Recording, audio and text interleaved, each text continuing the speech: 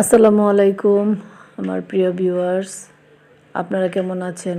আমরা তো আলহামদুলিল্লাহ ভালো আছি। সবাইকে হ্যাপি নিউ ইয়ার। আজকে কি রান্না করলাম সেটাই আপনাদের সাথে শেয়ার করলাম। চিংড়ি মাছ, গলদা চিংড়ি মাছ রান্না করেছি, পাবদা মাছ রান্না করেছি, আর ডিম বোনা আর সাথে ডাল।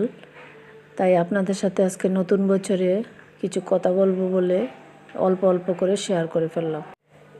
এইখানে পাবদা মাছের তরকারিটা পুরোটা দেখাতে পারিনি, খাওয়া হয়ে গেছে, এইখানে দেখিয়েছি। আর সবগুলাই কিন্তু খেতে অনেক মজা হয়েছিল। এইখানে আমি চিংড়ি মাছ, গলদা চিংড়ি মাছ রান্না করছি আর মশলাটাকে সুন্দর করে কষিয়ে নিচ্ছি। আর সবাই গলদা চিংড়ি খুব পছন্দ করে, কিন্তু আমি খাই না। কিন্তু সবাই যেহেতু পছন্দ করে তাই আমি রান্না করলাম।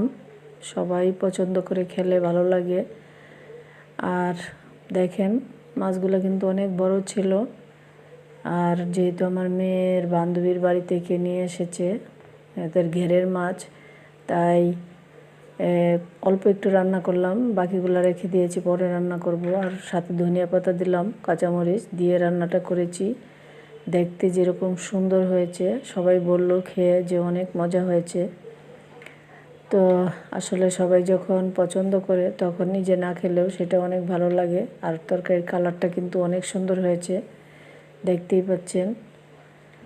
দেখতেই বোঝা যাচ্ছে, দেখেই মনে হচ্ছে যে অনেক মজা হয়েছে। তো যাই হোক, আপনাদের সাথে শেয়ার করে ফেললাম। নতুন বছর সবার কেমন কেটেছে অবশ্যই কমেন্টে জানাবেন। আমার আসলে নতুন বছরটা তেমন একটা ভালো যাচ্ছে না। তো কেন জানি না, আগের মতো এত আনন্দ লাগছে না, কোনো অন্যবার যেরকম লাগে সেরকম। তো যাই হোক, তবুও দিন কেটে যাচ্ছে। তো এখানে আমি ডিম রান্না করেছি আর ডিমটা কষিয়ে নিচ্ছি। আর ডিম কষিয়ে রান্না করলে ডিম বোনা আমার খুবই ভালো লাগে, সেটাও আপনাদের সাথে শেয়ার করে ফেললাম। আসলে 2-3 দিন যাবৎ এত ব্যস্ততা, বাজার করতে পারছি না, তাই ঘরে যা ছিল তাই রান্না করছি। আর যেহেতু খালেদা জিয়া মারা গেছেন, সংসদ ভবনে সামনে যেহেতু জানাজা, তো এই 2-1 দিন খুব ব্যস্ত ছিলাম, বাজার করা যায় নাই, বাইরে বের হই নাই, এত মানুষ রাস্তায়, সেই জন্য রাস্তায় আর বের হই নাই, বাজারেও যাই নাই। তো যাই হোক, আপনাদের সাথে শেয়ার করে ফেললাম যা যা রান্না করেছি। সবাই ভালো থাকবেন, সুস্থ থাকবেন, নিরাপদে থাকবেন। আর নতুন বছরের অনেক অনেক শুভেচ্ছা রইল সবার জন্য। সবাই ভালো থাকবেন, আমাদের জন্য দোয়া করবেন। এখনকার মতো শেষ করলাম। আল্লাহ হাফেজ।